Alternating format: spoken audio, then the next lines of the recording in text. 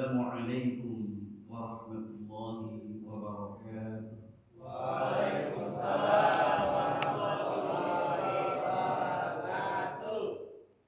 Alhamdulillahilladzi ja'ala ad-din al-Islam wal mu'minina ikhwah wa nikmatul ikhwati fil iman wa 'allafa baina qulubihim wa sayyarahum ba'da al-firqati kal bunyan.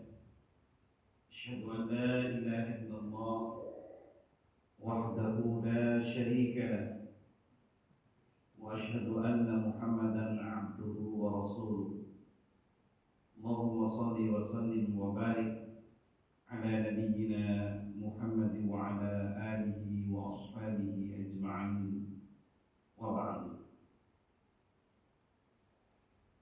Alhamdulillah, di sore hari ini dengan izin Allah Subhanahu wa ta'ala kita bisa bermuwajahah kembali dalam rangka taqarrub ila Allah Jalla wa Ala, dalam rangka talabul ilmi.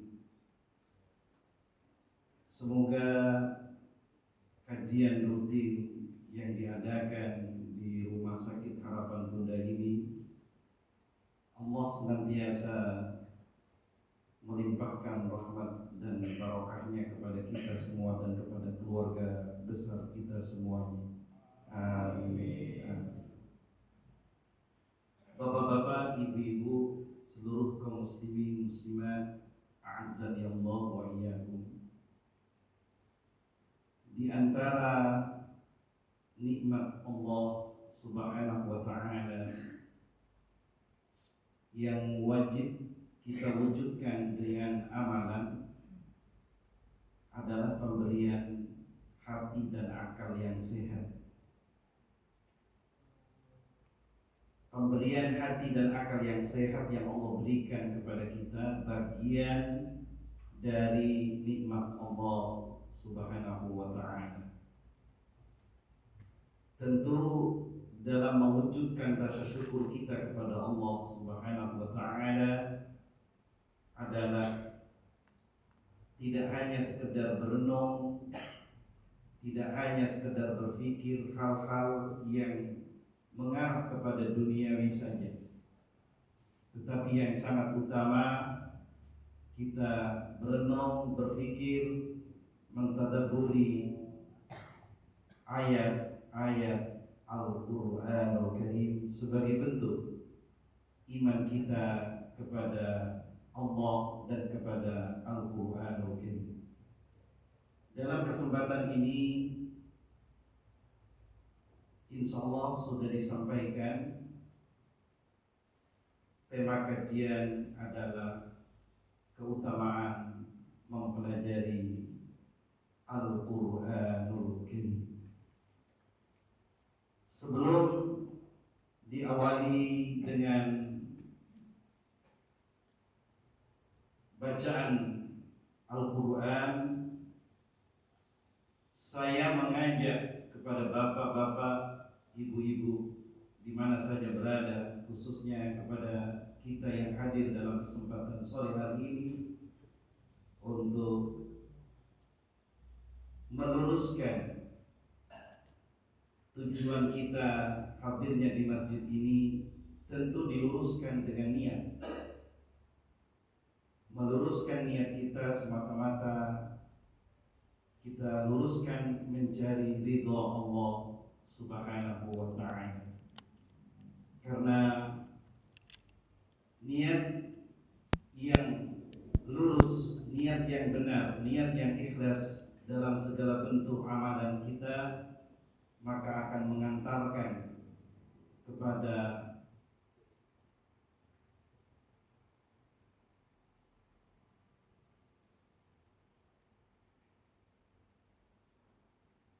yang kedua. Mari kita bersabar sejenak dalam kajian ini untuk mendengarkan ayat-ayat Allah Subhanahu wa ta'ala yang akan saya sampaikan ke depan. Kemudian kita bersabar pula sejenak dalam majelis ini untuk juga sama-sama menghayati, menikmati kajian ini berdasarkan Al-Quran dan Sunnah Rasulullah Sallallahu Alaihi Wasallam. Sebelum memasuki pembahasan, saya akan bacakan Al-Quran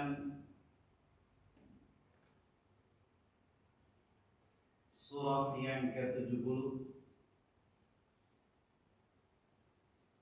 Al-Ma'arij,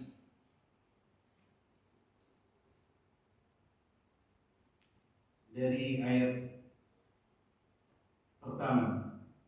Al-Ma'arij surah yang ke-70. A'udzu billahi minasy syaithanir rajim. Bismillahirrahmanirrahim. Sa'ala sa'ilun bi'adzabin waqi'. للكافرين ليس له دافع من الله ذي المعارج تعرج الملائكة والروح إليه في يوم كان مقداره 50,000 سنة فاصبر صبرا جميلا إنهم يرونه بعيدا ونراه قريبا يوم تكون السماء كالمهل وتكون الجبال كالعهن ولا يسأل حميم حميما يبصرونهم يود المجرم لو يفتدي من عذاب يومئذ ببنيه وصاحبته وأخيه وفصيلته التي تؤويه ومن في الأرض جميعا ثم ينجيه كلا إنها لظى نزاعة للشوى تدعو من أدبر وتولى وجمع فأوعى إن الإنسان خلق هلوعا إذا مسه الشر جزوعا وإذا مسه الخير منوعا إلا المصلين الذين هم على صلاتهم دائمون والذين في أموالهم حق معلوم للسائل والمحروم والذين يصدقون بيوم الدين والذين هم من عذاب ربهم مشفقون إن عذاب ربهم غير مأمون والذين هم لفروجهم حافظون إلا على أزواجهم أو ما ملكت أيمانهم فإنهم غير ملومين فمن ابتغى وراء ذلك فأولئك هم العادون والذين هم لأماناتهم وعهدهم راعون والذين هم بشهاداتهم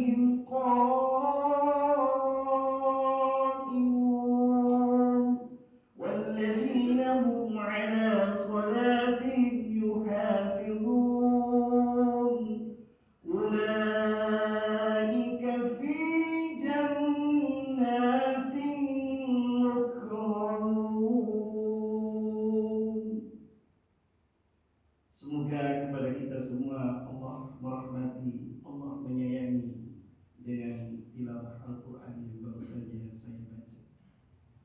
Di dalam surah Al-A'raf di ayat 204, surah yang ke-7, ketika Al-Quran dibaca, wa idza quri'al Quran fastami'u, dengarkan, wa ansitu lahu, dan perhatikan. Ketika Al-Quran dibaca, kita dengarkan baik-baik, kemudian kita hayati, maka janji Allah Subhanahu wa taala, la'allakum turhamun, agar kalian dirahmati oleh Allah Subhanahu wa taala. Ketika kita ingin mendapatkan rahmat dari Allah, cukup kita mendengarkan Al-Quran dengan tawadu, dengan penuh kekhusyuan, dengan tadabbur. Apabila kita memahami arti yang dibaca, maka insya Allah Allah akan senantiasa merahmati kepada kita. Mudah-mudahan kita juga senantiasa dirahmati dan diberkahi oleh Allah Subhanahu wa taala. Kita langsung masuk kepada pentingnya keutamaan membaca Al-Quran atau belajar Al-Quran. Dalam surah Fatir, surah yang ke-35 ayat 29-30, Allah Subhanahu wa taala menjelaskan, innal ladzina yatluna kitaballah, inna, sesungguhnya, alladzina, orang-orang, yatluna kitaballah, yang membaca kitab Allah. Kitab Allah adalah Al-Quranul Karim. Orang-orang yang membaca kitab Allah berarti orang muslim, orang muslimah, atau seorang mukmin atau seorang mukminah. Tidak mungkin selain orang itu. Bagi siapa yang membaca Al-Quran, bagi orang muslim, muslimah, mukmin, mukminah, tentu yang bisa membaca Al-Quran.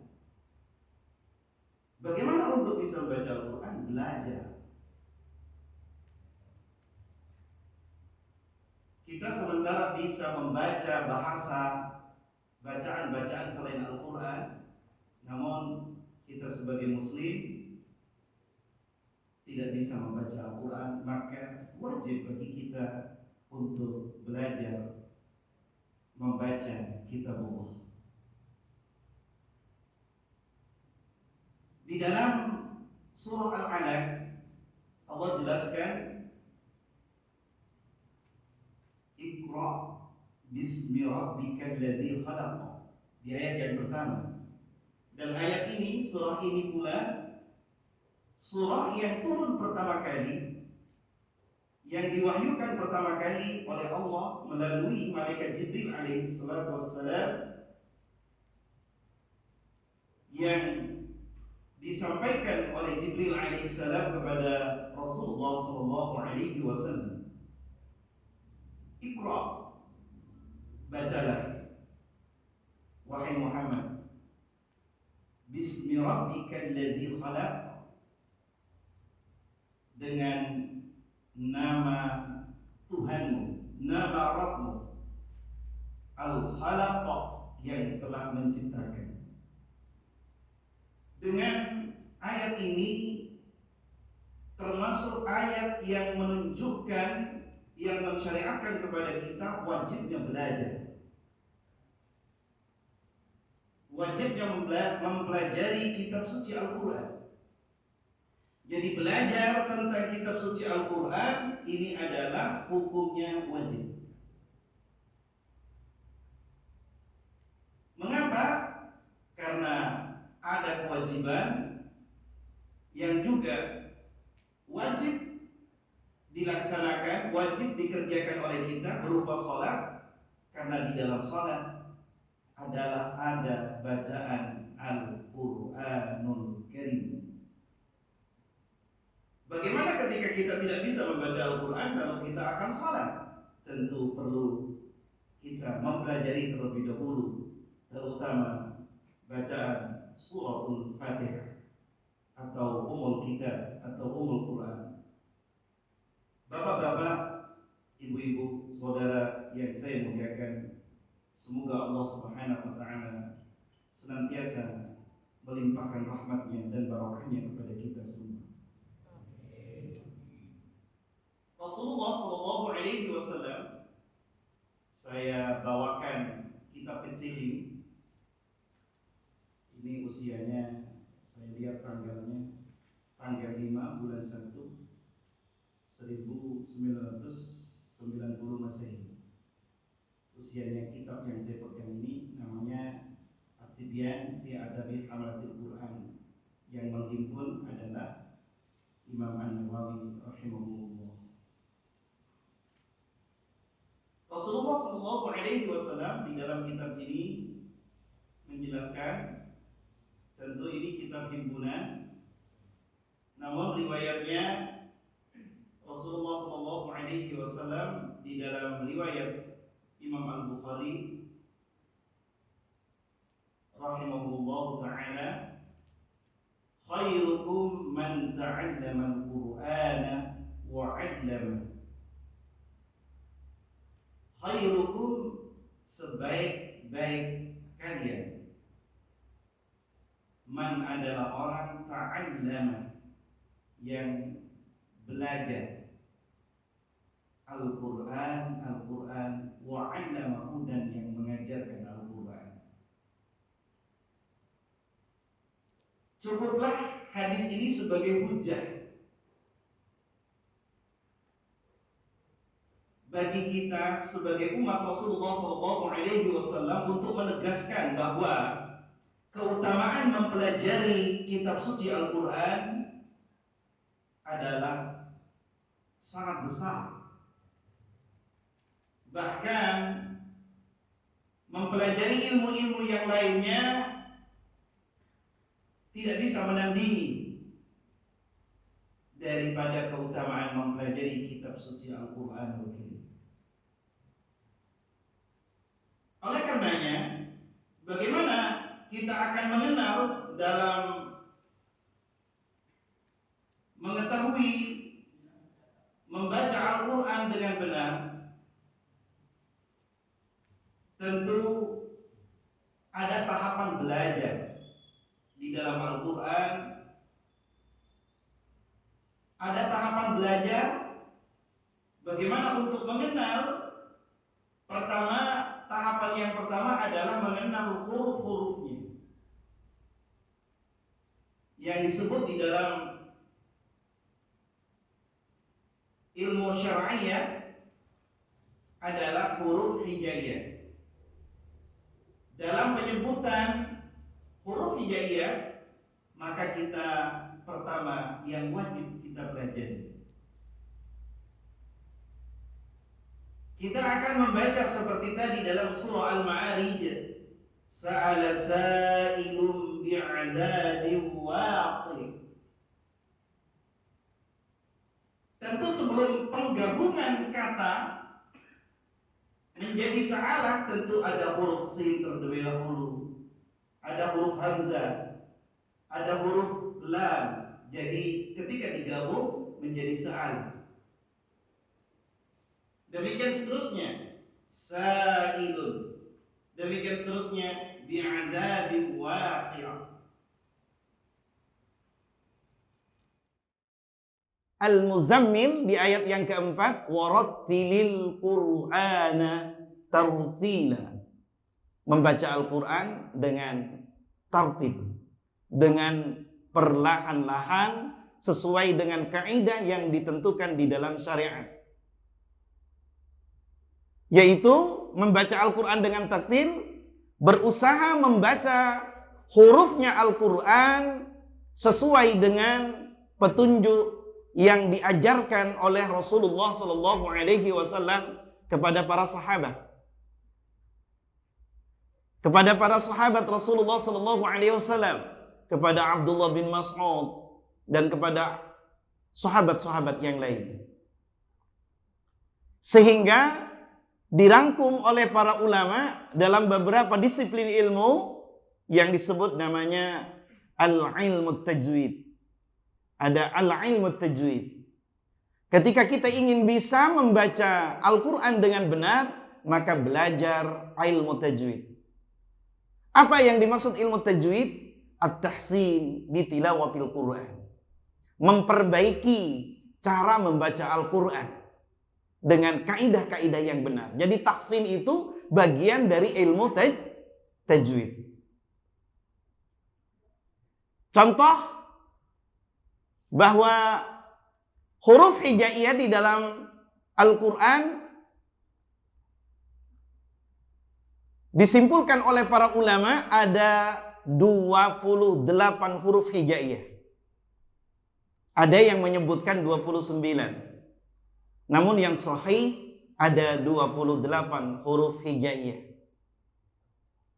28 huruf hijaiyah ini akan kita ucapkan bila kita belajar tentang membaca Al-Quran dengan dirangkai atau digabung. Maka dalam rangkaian penggabungan kata atau kalimat atau setelah menjadi kesempurnaan ayat, maka kita wajib mengetahui makharijul huruf, tempat keluarnya huruf hijaiyah. Yang 28 ini pada hakikatnya dibagi menjadi 3 bagian. Ada huruf yang keluar dari kedua bibir kita, yang disebut dengan namanya asy-syafataini atau asy-syafatani, atau sebagian ulama mengatakan huruf syafawiyah. Ini punya 4 huruf. Ada fa, kemudian ada mim, kemudian ada ba, kemudian ada waw.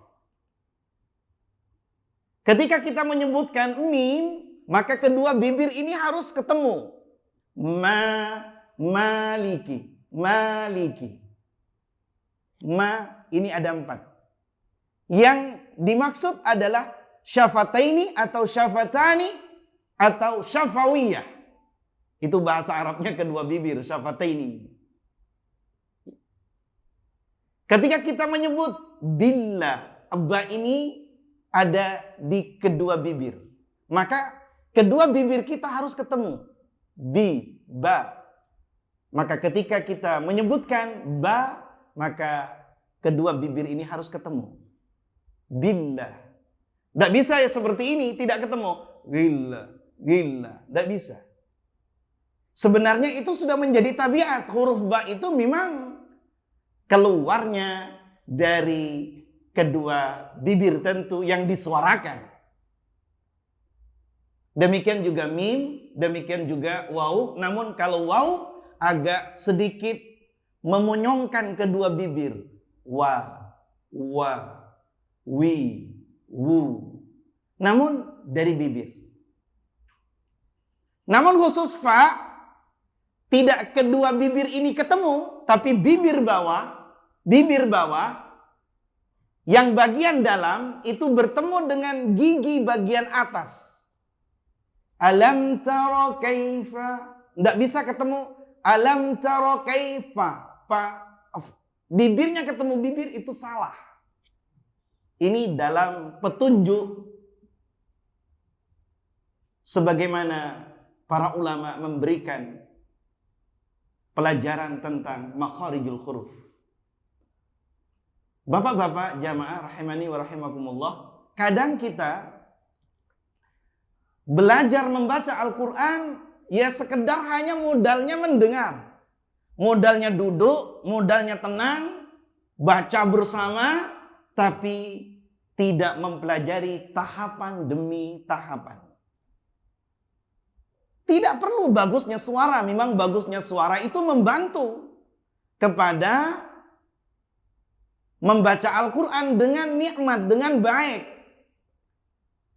Namun bagusnya suara ketika tidak mengetahui tentang makharijul huruf, dengan sifatnya huruf, dengan ahkamut tilawah, hukum-hukum dalam penggabungan ketika menjadi izhar, idgham, matlin, matsilah, ya, an-nabr dan lain sebagainya, maka itu tidak disebut ketika tidak dibaca dengan benar sesuai dengan kaidah dan petunjuk yang benar, tidak disebut membaca Al-Quran dengan tartil.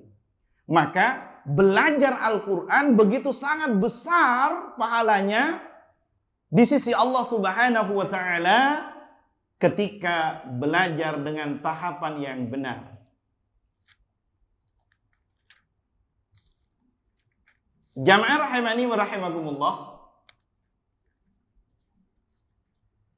sebagaimana Rasulullah sallallahu alaihi wasallam bersabda, "Man qara'a al-Qur'an," barang siapa yang membaca Al-Qur'an,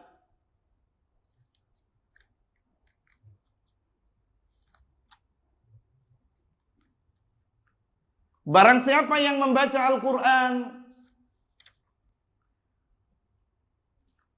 harfan, satu huruf dari bagian Al-Qur'an.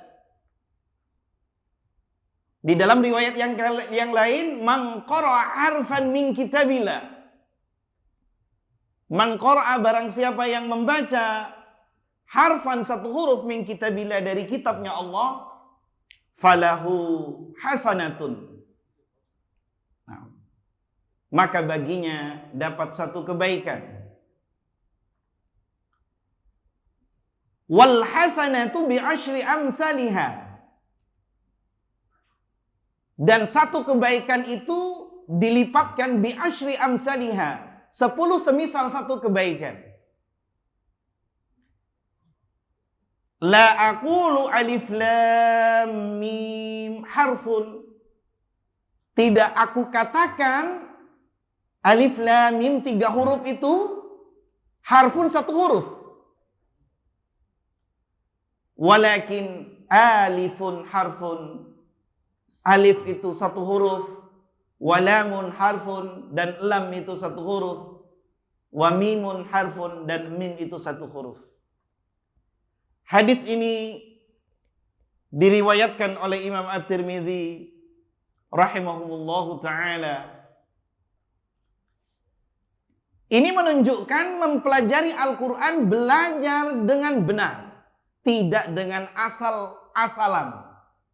Ya, sebagaimana sebagian kaum muslimin mengajarkan kepada anak-anaknya, kepada putra-putrinya, membaca ta'awudz, a'udzu billahi minasyaitonir rajim, tapi tidak dikontrol bagaimana penyebutan hamzahnya, ainnya, dzalnya, ba-nya, lam jalalahnya, ha-nya, tidak diajarkan. Berarti maka tidak masuk ke dalam man qara'a harfan min kitabillah.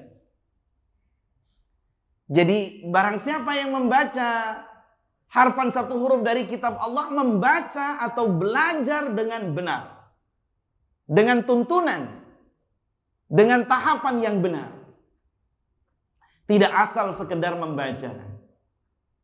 Inilah keutamaan mempelajari Al-Quran. Bahkan satu huruf itu adalah pahalanya wal hasanatu bi asyri amthaliha. Saya contohkan lagi. Kedua adalah huruf al-lisan, huruf yang keluar dari lidah. Kalau tadi dari syafatani ada 4. Sekarang dari lidah. Dari lidah ini yang banyak. Ada dari ujung lidah. Ujung lidah, ketika ujung lidah ini disentuhkan ke gigi seri depan, di bagian dalam, di pangkalnya, gigi seri atas pangkalnya, ini ada 3 huruf hijaiyah. Ta, to, da. ta, to, da. Lidah ini, ujung lidah, mohon maaf.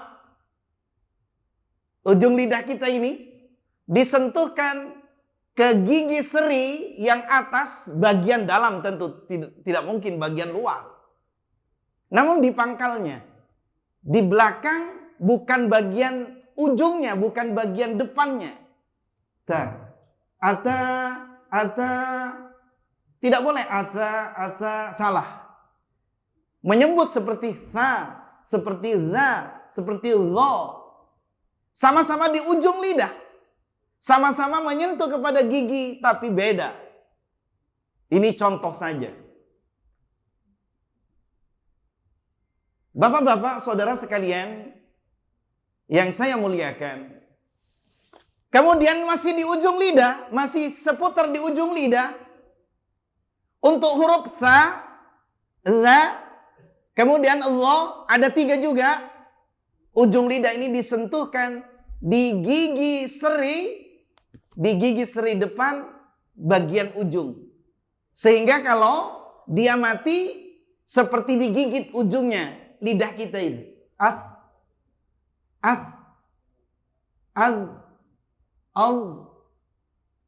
Ini. Kemudian masih di ujung lidah huruf sa, so, za. Disebut zai. Ini masih di ujung lidah, disentuhkan di gigi depan seri bagian dalam, tapi bagian bawah, gigi yang bagian bawah. Ya. Bis. Ketika menyebut bis salah. Bismillah, salah dalam pengucapan. Salim, kalau mau sebutan yang benar sesuai dengan petunjuk dalam disiplin ilmu tajwid. Inilah jamaah yang saya muliakan. Kemudian masih di ujung lidah, namun nyentuhnya kepada langit-langit. Di antaranya huruf lam. Lam ini ketika dimatikan, ada huruf sebelum lam dimatikan seperti ba misalkan dikasih harokat fathah, kemudian lamnya dimatikan, maka menjadi kelihatan banget. Kelihatan benar bahwa ujung lidah kita akan menempel di langit-langit. Di rongga mulut kita, langit-langit mulut kita. Bal. Ujungnya itu menempel. Sampai ke masalah qaf, kaf, dha, itu huruf yang ada di bagian lidah. Kemudian ada huruf yang 6 ada di bagian tenggorokan. Ada tenggorokan atas, ada tenggorokan tengah, ada tenggorokan bawah. Tenggorokan atas itu seperti kha. Tenggorokan atas itu juga gha, ghin. Ghairil khalidina fiha. Kemudian di bagian tengah halim. Di bagian tengah tenggorokan alim. Rabbil alamin. Bukan Rabbil alamin. Salah.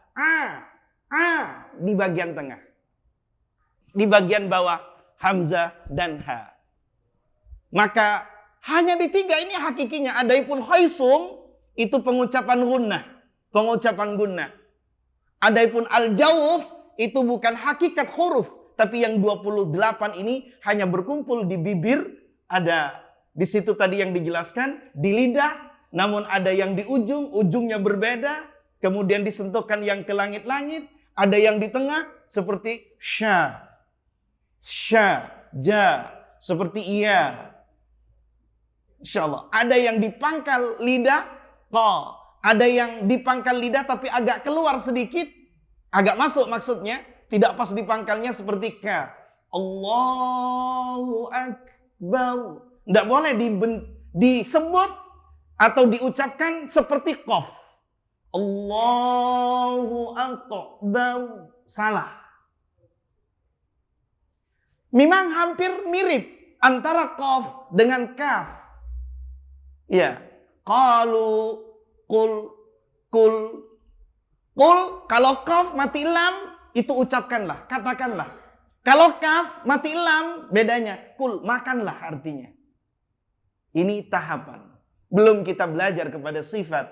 Ada sifat yang tipis, ada yang tebal, ada yang berdesis, ada yang tidak berdesis ketika diucapkan. Kemudian tahapan berikutnya dalam belajar Al-Quran, ada namanya ahkamut tilawah, hukum-hukum yang disebut dengan izhar, idgham. Idgham ada idgham bi gunnah, idgham bila gunnah, ada idgham mutajanisin, idgham mislain, idgham mutagharibain, idgham mutlak, idgham kamil.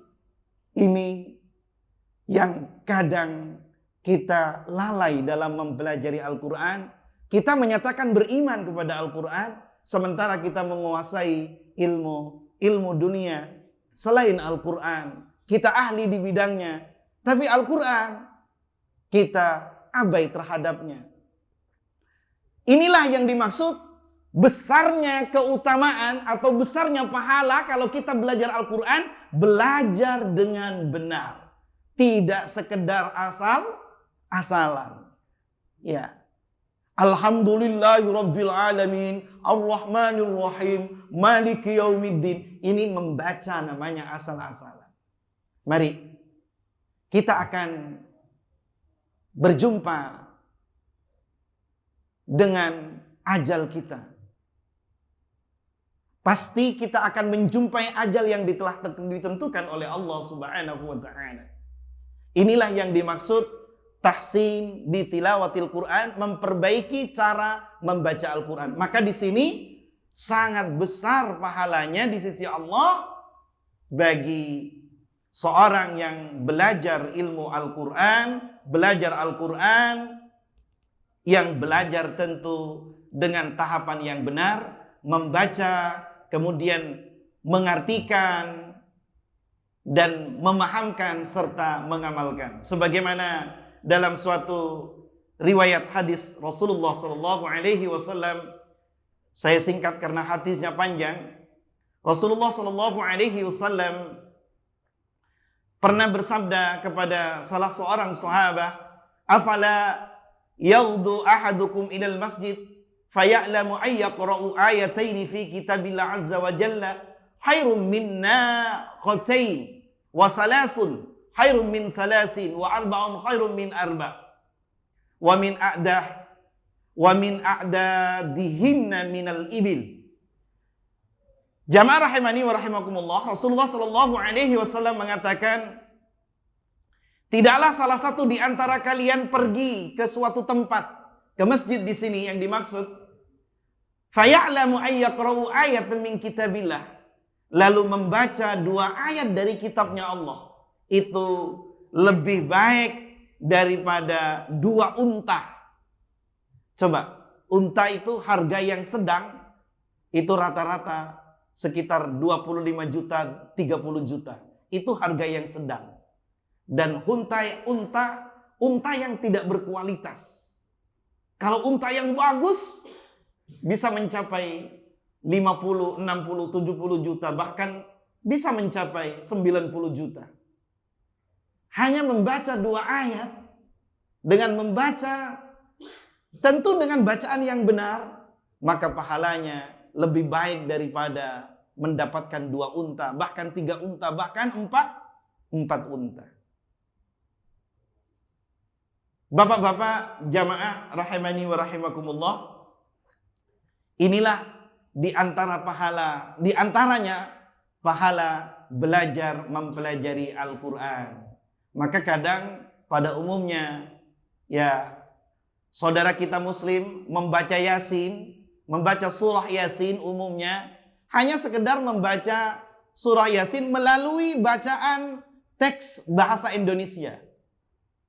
Sedangkan teks bahasa Indonesia dengan teks Arab itu berbeda. Bagaimana cara penyebutan za, wa, sya, tha, itu berbeda. Tidak hanya sekedar membaca melalui teks, tapi mari kita perdalam lagi. Carilah waktu kesempatan-kesempatan untuk mempelajari Al-Quran sebelum tibanya ajal kita masing-masing. Kemudian Rasulullah Shallallahu Alaihi Wasallam bersabda, pahala diantaranya mempelajari Al-Quran yang kedua akan mendapatkan syafaat pada hari kiamat. Kelak, syafaat ini pertolongan. Sebagaimana Rasulullah Shallallahu Alaihi Wasallam bersabda dalam sebuah hadis yang diriwayatkan oleh Imam Muslim, Iqra'ul Quran fa innahu ya'ti yaumal qiyamah syafi'an li ashabihi. Bacalah Al-Quran. Fa innahu, maka sungguhnya membaca Al-Quran itu atau mempelajari Al-Quran, tentu kalau mempelajari Al-Quran, membaca Al-Quran, ya'ti yaumal qiyamah, akan datang pada hari kiamat, syafi'an, memberikan pertolongan. Jadi Al-Quran itu akan memberikan pertolongan li ashabihi, kepada pembacanya, kepada yang mengamalkan Al-Quran. Ya, ia membaca, ia memahami, ia mengamalkan. Masya Allah.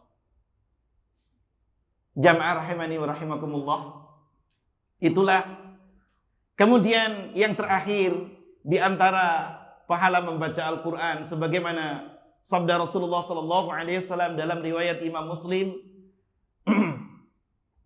Al-mahiru bil Quran ma'as safaratil kiramil bararah. Orang yang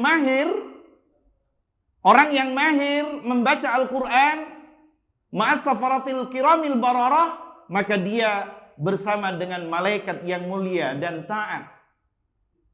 Walladzi yaqra'ul Qur'an, dan orang yang membaca Al-Qur'an wa yatata'ta'u fihi, dan ia membacanya terbata-bata karena tidak fasih, tidak lancar, karena kesulitan. Wa huwa 'alaihi syakun, sedangkan dia membacanya, wa huwa, dan dia orang yang membaca, alaihi, atas yang membaca, syakun, kesulitan. Walladzina amanu wa amilus, terbata-bata, tapi dia berusaha untuk terus belajar. Ya tata'ta'u wa huwa alaihi syakun. Rasulullah sallallahu alaihi wasallam mengatakan lahu ajran. Lahu, bagi pembaca Al-Quran yang terbata-bata, yang merasa kesulitan, tidak fasih, tidak lancar, tapi ia tetap berusaha, ajrani, dapat 2 pahala. Masya Allah. Kita membaca Quran terbata-bata saja, tapi berusaha terus belajar, itu dapat 2 pahala. Bukan tidak ada nilai. Jadi Al-Quran dibaca itu walaupun kita tidak paham artinya, di situ mengandung pahala. Apalagi kita memahami apa yang kita baca. Masya Allah. Cukup 3 ini sajian sore hari ini. Mudah-mudahan Allah memberikan tambahan ilmu pengetahuan kepada kita. Sebab dengan mempelajari Al-Quran, Allah memberikan syafaat nanti di yaumul qiyamah. Fi yaumil qiyamah. Amin. Amin. Al-Quran luar biasa pahalanya. Jamaah rahimani wa rahimakumullah. Mari khususnya setidak-tidaknya kita perdalam membaca Al-Quran yang khusus di dalam salat. Yang khusus di dalam salat. Tentu bacaan yang di dalam salat, Iqra'ul Quran, bacalah Al-Quran yang kita mudah, yang kita benar-benar hafal. Terutama yang harus benar, yaitu suratul Fatihah. Suratul Fatihah. Mungkin kita belajar suratul Fatihah ini belajar dulu ketika masih kecil, ketika mungkin masih SD, ketika mungkin masih SMP dengan guru agama. Habis itu tidak pernah artinya ditashihkan. Tidak pernah dikontrolkan ke guru-guru kita yang memang mengerti di bidangnya. Tidak pernah. Kita sekedar asal membaca saja. Mari, bahwa menyembah, sholat, agar kita punya pengaruh, sebagaimana tadi di dalam surah Al-Ma'arij, bahwa sholat itu akan menyelesaikan segala urusan perkara dunia. Kalau kita kesulitan, dengan sholat akan hilang kesulitan itu. Kalau kita punya masalah dengan sholat, itu akan hilang. Di dalam surah Al-Ma'arij tadi, di ayat 19, 20, 21, 22, 23. Surah Al-Ma'arij. Surah yang ke-70. Illal musallin. Orang yang punya masalah, orang yang punya kegundahan dalam hidup ini, ketika sholat, dan sholat itu dikerjakan dengan benar, tentu bacaannya dengan benar diantaranya. Karena gabungan dalam sholat ibadah, ada ibadah hati, kolbiyah, ada ibadah lisaniyah, yang berkaitan dengan ucapan, ada ibadah jasadiyah, yang berkaitan dengan arkan, gerakan badan. Ketika hati ini benar niatnya, ucapannya benar, gerakannya benar, maka inilah yang dimaksud juga di dalam surah Al-Ankabut, innas salata tanha anil fahsya'i wal munkar. Mengapa di antara kita, di antara saudara kita kadang salatnya rajin, tapi maksiatnya juga rajin. Ghibahnya juga rajin, ghibahnya. Ada apa di dalamnya dengan salat itu? Mari kita membaca bacaan Al-Quran yang benar, khususnya di dalam salat, karena kita melaporkan menyembah Allah setidak-tidaknya 5 kali dalam sehari semalam, yaitu zuhur, asar, maghrib, isya, dan subuh. Bagaimana ketika bacaan kita alhamdulillahirabbil alamin, asal-asalan? Ya mungkin sekali waktu antum atau bapak-bapak disuruh jadi imam, baru temannya tahu, saudaranya tahu, orang yang di belakang tahu, ternyata sebutan ainnya ngalamin, bukan alamin. Sementara kita tidak pernah ngimami, tidak ada yang tahu tentang bacaan kita yang benar. Maka oleh karenanya, mari, begitu sangat utamanya mempelajari Al-Quran, sehingga keutamaan itu sebagaimana tadi yang disebutkan, di antaranya akan Allah berikan syafaat bagi yang membelajar Al-Quran, yang membaca Al-Quran, yang mengamalkan Al-Quran. Demikian yang disampaikan, mudah-mudahan Allah memberikan tambahan ilmu yang bermanfaat kepada kita, dan mudah-mudahan Allah memberikan syafaat sebab Al-Quran kepada kita. Barangkali ada yang mau ditanyakan, dipersilahkan.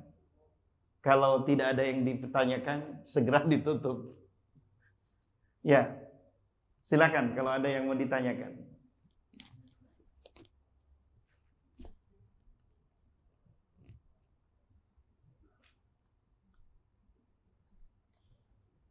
Ya, ada yang mau ditanyakan berkaitan dengan tema atau di luar tema tapi yang masih berhubungan. Ya, masih berhubungan. Contohnya berhubungan, Ustadz, sebentar lagi saya mau akad nikah. Bagaimana mas kawinnya kalau pakai mushaf Al-Quran? Itu berhubungan namanya. Misalkan. Ya.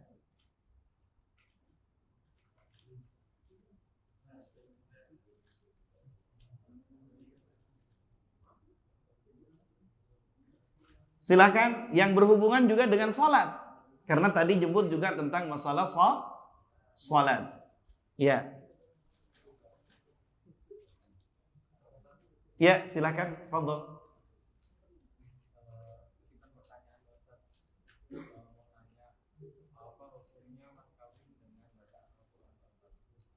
Ya. Insyaallah. Antum sudah mirip? Oh, belum. Jadi persiapan ya. Ya. Masya Allah. Apa hukumnya mas kawin dengan bacaan Al-Quran? Boleh. Tidak ada larangan. Tapi jangan hanya bacaan Al-Quran. Karena mas kawin itu selain itu ada nilai. Ada nilai. Nilai itu sehingga kalau bacaan Al-Quran yang hanya sekedar didengar oleh seorang istri, memang ada nilai pahalanya. Tapi nilai materi tidak ada. Tidak ada. Jadi selain antum memberikan mas kawin zahab, emas misalkan 10 gram, dan membaca surah Al-Kahfi. Masya Allah. Ya. Membaca surah Al-Kahfi. Itu dengan catatan permintaan mas kawin itu kan yang minta dari pihak wanita. Iya, dari pihak wanita. Seperti saya sendiri dulu ketika menikah, istri itu selain minta emas, minta dibacakan surah Al-Mumtahanah. Satu surah itu. Ya saya baca. Karena dia permintaannya. Jadi ketika calon istri antum minta dibacakan surah Al-Kahfi, wah segera antum dari sekarang itu training terus itu. Alhamdulillahilladzi anzala ala 'abdihil kitaba wa lam yaj'al lahu 'iwaja qayyima. Terus training terus itu 110 ayat itu. Itu. Nggak boleh kompromi itu mas kawin itu. Masya Allah. Itu boleh, hukumnya boleh. Tapi jangan hanya sekedar dibacain Al-Quran. Sudah minta dibacain Al-Quran, itu surat Al-Ikhlas lagi cuma. Surah Al-Ikhlas lagi. Masya Allah. Itu kan.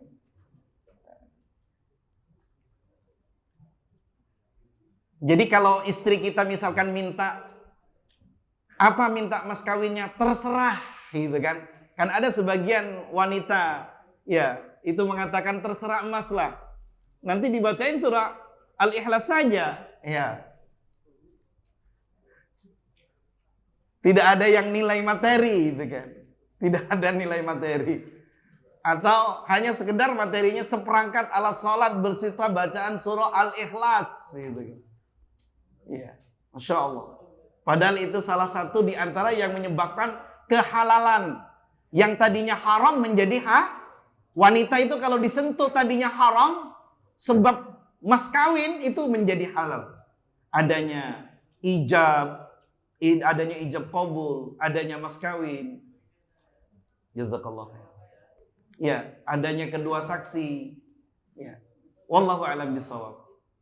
Ya, mudah-mudahan calon istri antum tidak minta bacain surah Al-Kahfi, surah Yasin, surah Ar-Rahman, surah Al-Waqi'ah, bisa teplek gitu. Suruh baca pada saat itu. Itu bisa berapa jam kalau tidak fasih membacanya. Ya. Ada pertanyaan lagi? Ya.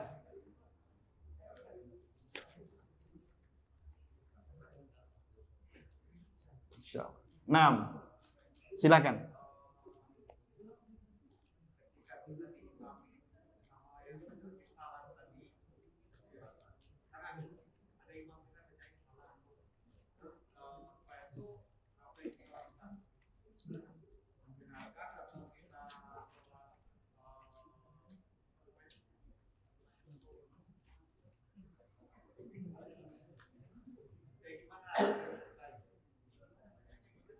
Dengan Mas siapa?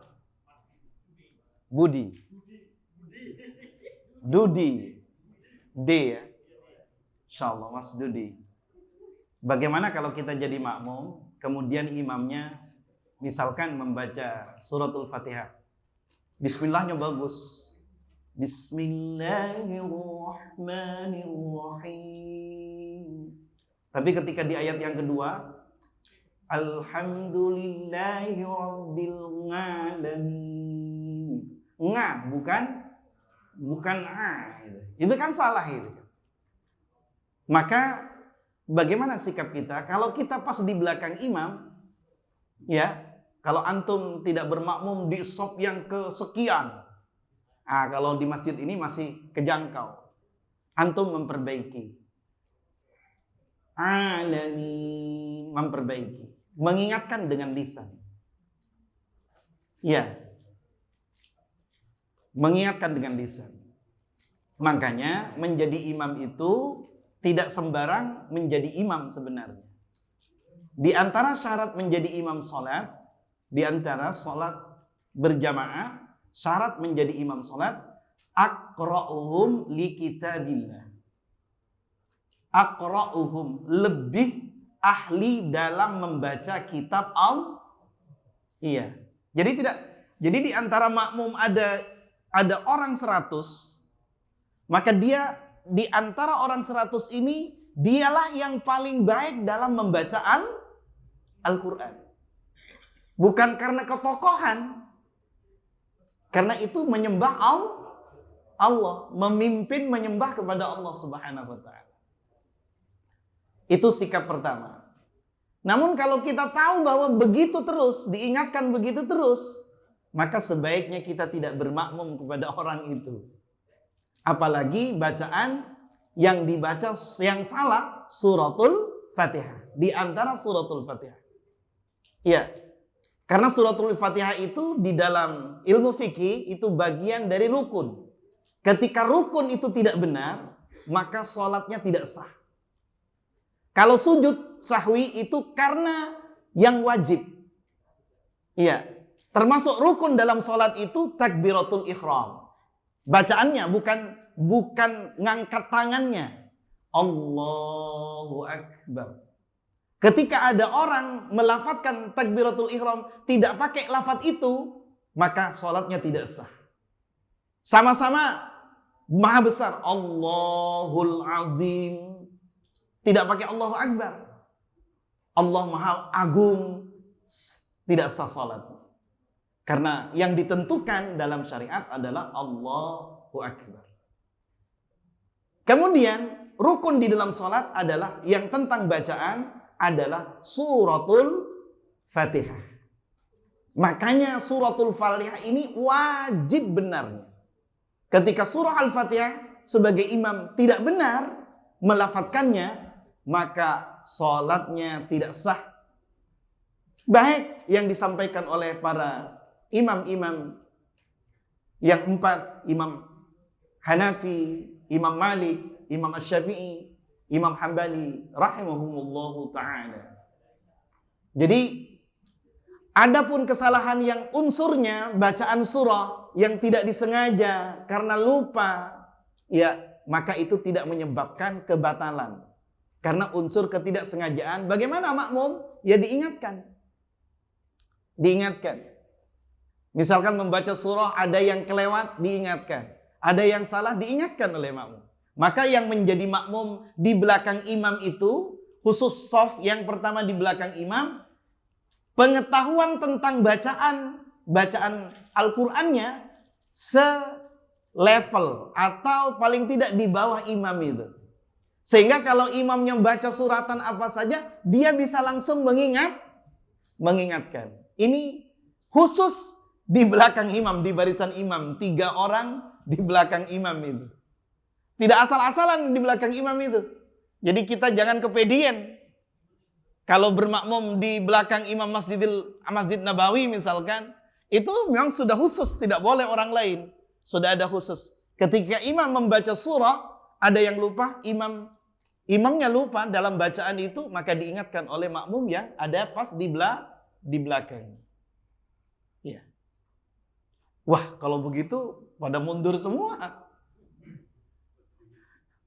Pada wedi. Karena disitulah kalau imamnya nanti batal, yang pas di belakangnya itu yang menggantikan. Kalau misalkan tadi baca surah Al-Ma'arij misalkan ana yang imami, saya yang imami. Di ayat yang ketiga, sa'ala sa'ilun bi'adzabin waqi' lil kafirina laysa lahu dafi' minallahi dzil ma'arij.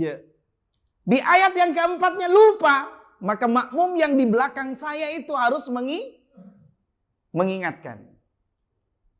Kata makmum yang di belakang karena dia hafalannya selevel dengan imam. Ta'rujul mala, baru imam masuk lagi dia, teruskan lagi. Ketika imam batal misalkan,